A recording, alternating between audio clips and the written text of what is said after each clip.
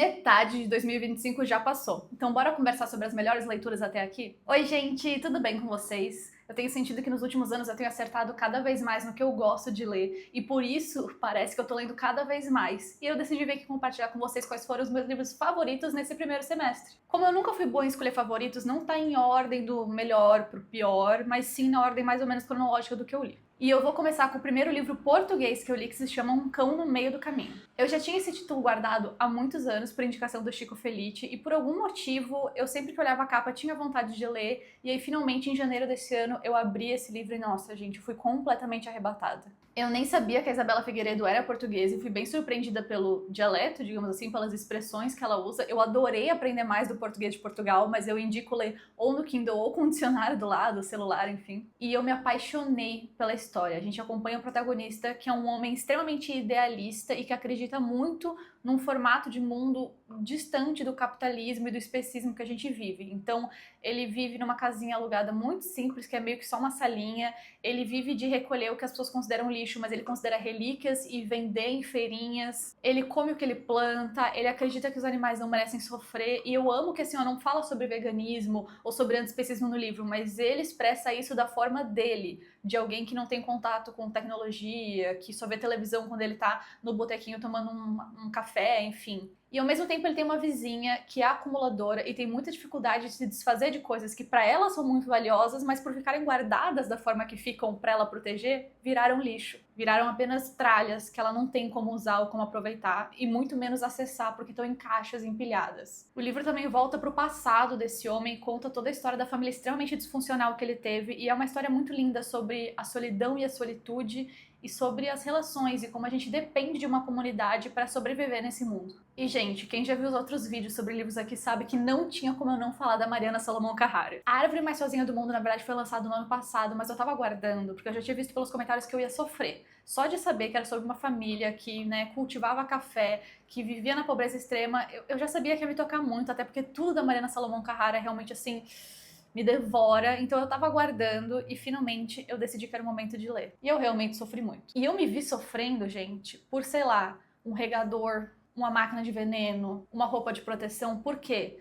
O protagonismo nesse livro tá nos personagens e cada personagem narra um pedaço da história. Mas não é só o pai, a mãe, as filhas, a avó. É também o veículo da família, a roupa de proteção, eles também têm voz. E é tão lindo, gente, tão delicado. E ao mesmo tempo tão devastador. Gente, eu falei que eles plantavam café, eu viajei, eles plantavam tabaco. E essa é uma das grandes questões, né? O quanto essas famílias são intoxicadas pelo tabaco que elas plantam, especialmente porque eles colocam já as crianças pra trabalhar na lavoura, que elas mal têm oportunidade pra escola. Então, ao mesmo tempo que você acompanha a história fascinante dessa família, você também encara a realidade que essas famílias viveram e vivem por muitos anos aqui no Brasil. E falando em autoras brasileiras que eu amo, esse ano eu finalmente li Socorro Alcioli e eu me apaixonei pelos dois romances dela. Primeiro eu li A Cabeça do Santo, que é inspirado em uma cabeça gigante real de um Santo Antônio que caiu num muro de uma casa e tá lá até hoje. E assim como na história real, esse livro acontece no interior do Ceará, lá no Cariri. Nesse caso, numa vila super pacata, extremamente pobre e que foi meio que dizimada por conta dessa cabeça que nunca foi instalada. Um moço pobre, recém-órfão, que não tem mais nada pra viver porque perdeu a mãe, que era a única coisa que ele tinha, decide ir até essa cidade, porque ele sabe que foi lá que o pai dele nasceu e que supostamente a avó dele ainda tá lá. Mas como ele não encontra acolhimento nenhum, ele decide meio que viver dentro dessa cabeça que tá caída e descobre que ele consegue escutar as mulheres que estão rezando por Santo Antônio. Então sim, gente, é um realismo mágico, afinal, a Socorro Alcioli é um filhote do Gabo, Gabriel Garcia Marques. Só que a história é deliciosamente escrita, eu adorei aprender mais sobre o Cariri e ela também é muito divertida. Diferente de Oração pra Desaparecer, que é o segundo romance dela, que é um pouco menos divertido e mais introspectivo. Ele trata do autoconhecimento e da reflexão do que torna a gente quem a gente é.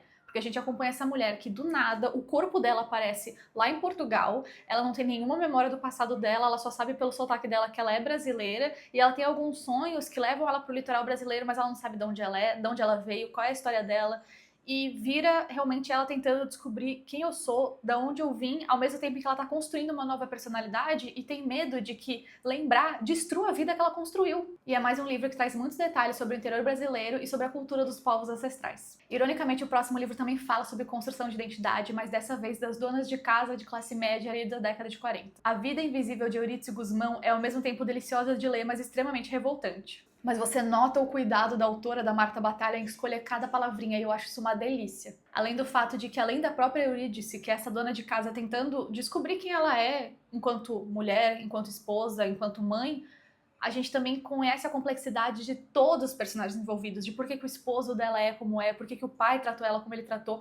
É assim, ele aprofunda os personagens num nível, ao mesmo tempo em que é um livro breve, curto, é impressionante. Sem contar que foi uma forma extremamente prazerosa de aprender mais sobre a realidade das mulheres no século XX. E por incrível que pareça, é um livro super divertido. Eu raramente trago livros documentais pra cá, porque eu sei que não é todo mundo que gosta desse tipo de formato, mas eu acredito que a Daniela Arbex é poderosa o suficiente pra furar a bolha de jornalismo. Eu já li praticamente todos os livros dela desde o início da faculdade e eu acho que nenhum mexeu tanto comigo quanto Arrastados, que conta a história da tragédia de Brumadinho. Mesmo que na época eu cobri o caso como repórter, eu não tinha noção da dimensão da culpa da Vale nesse caso, e ela traz ainda o relato de vários familiares e pessoas que estavam vivendo tudo isso. Enfim, é extremamente tocante, extremamente detalhado, e eu sinto que é vital a gente, como povo brasileiro, que é de certa forma parte de tudo isso, conhecer mais dessa história.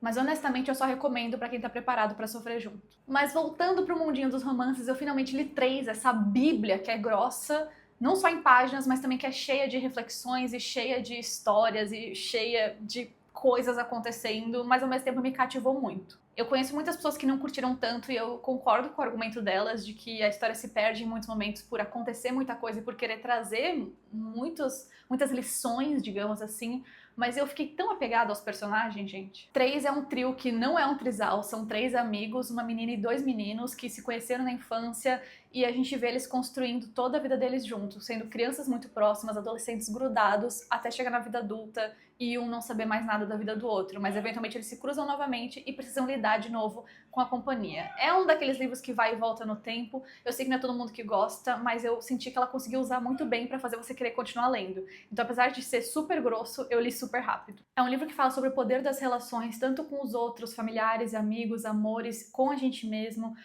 a importância da gente se comunicar e também o quanto a gente pode se transformar ao longo da vida, assim como as nossas relações vão se transformando com isso. E se é pra falar de traumas, vamos falar de Mesmo Rio? Tudo que a Elisama escreve mexe comigo, mas esse livro, gente, que paulada, viu? A gente acompanha uma família extremamente disfuncional, que tem uma mãe que tem um filho favorito, uma outra filha que é puxa-saco, e essa terceira filha, que é a nossa narradora, que decidiu ser a filha rebelde, e o quanto ela sofre com isso e tá ainda tentando construir uma própria família na qual ela não continua esse legado tóxico da família dela, ao mesmo tempo em que a gente entende e vê na complexidade dos outros personagens por que eles são da forma que eles são, e fica muito claro que eles também não tiveram muito repertório para viver uma outra vida. A gente percebe os perigos da gente passar uma vida toda sem falar sobre os nossos sentimentos e as coisas que a gente vive, o impacto que uma maternidade desigual tem em irmãos. E eu sinto que também ajuda a gente a entender mais as pessoas ao nosso redor, porque afinal todo mundo tem família.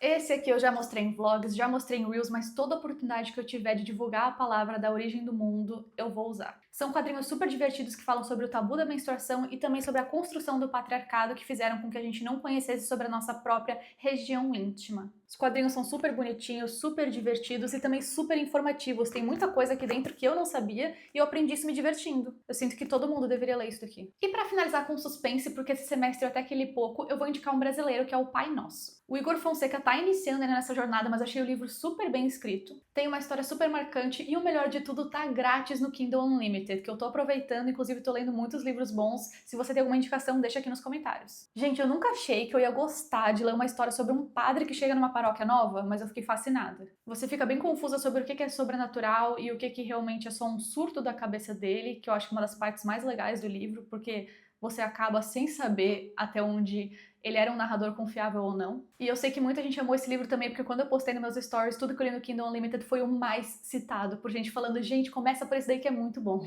Ufa, eu não achei que eu ia ter 10 livros favoritos, mas eu tô lendo tanto que realmente foram esses que eu quis indicar pra vocês. Então se você gosta de mais indicações de livros, tem vários vídeos aqui no canal, é só dar uma olhada na playlist e não se esquece de se inscrever também. Mas eu quero saber de você, qual foi o seu livro favorito nesse período? Deixa aqui nos comentários pra mim e não se esquece de curtir esse vídeo se você assistiu até aqui, né? Um beijo e até a próxima!